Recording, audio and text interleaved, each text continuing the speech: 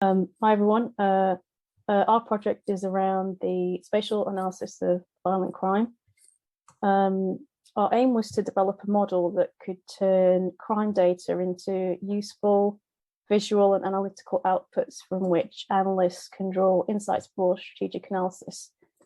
Why? Well, the NCA, our National Crime Agency, which is who some of us work for, are tasked with providing a single authoritative picture of the threat to the UK from serious organised crime, and this is disseminated to partners in the UK and overseas via assessed intelligence reporting.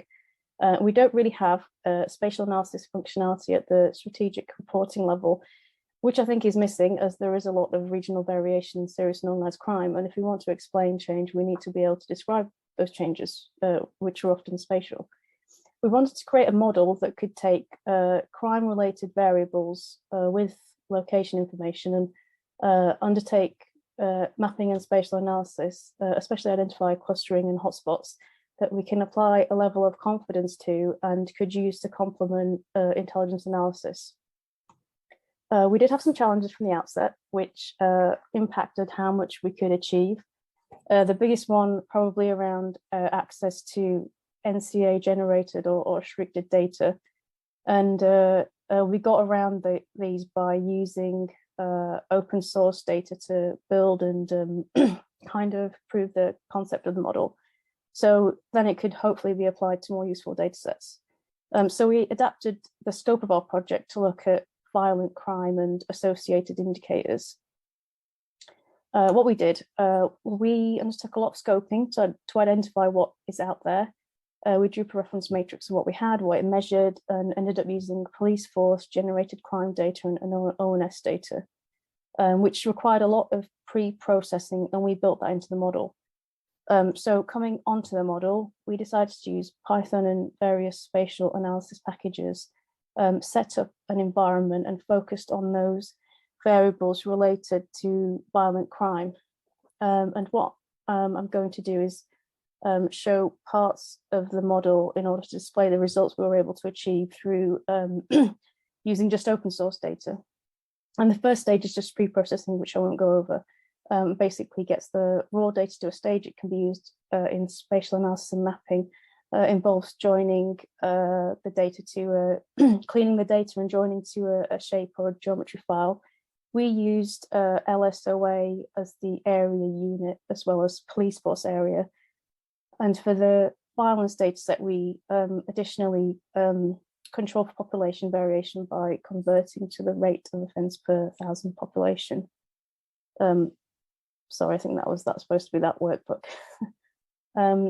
Visualization is kind of our second stage of our model, where we use the data generated in the processing stage. And for point data such as this, we added kernel density estimation plotting, which kind of simplifies the point data to help identify concentrations of offences when it's not so clear on the scatter map. And the bandwidth used here is important we realised, to avoid erasing meaningful clusters or obscuring them with too much noise. We did a little bit of basic time series to compare change over time at the basic level, but also using subplots, where we've used the same map classification scheme to compare data sets on firearms offence rate over 4 consecutive years. And with choropleth mapping, the way you classify the groups,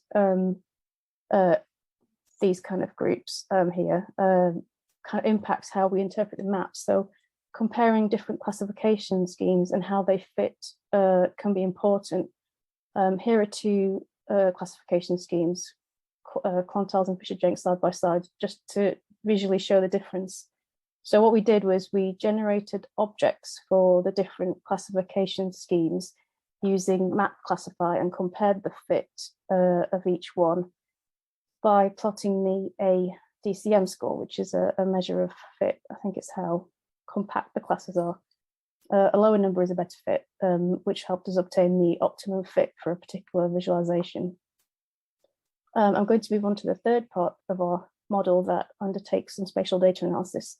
So for this one, we just extracted the Merseyside LSOAs from the Northwest Region violent offence rate dataset.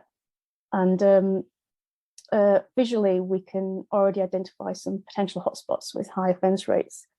But if we're going to be using this in assessed reporting, ideally we want to be able to give some statistical certainty to these kinds of observations and avoid seeing patterns of clusters where we want to, because we can be biased by our local knowledge or the intelligence we've seen. And the first step is to look a test for spatial autocorrelation. We used Moran's eye. It involved creating a spatial weight subject that indicates if two areas are neighbors, and pair it with a spatial lag variable, which measures the similarity of attributes between areas.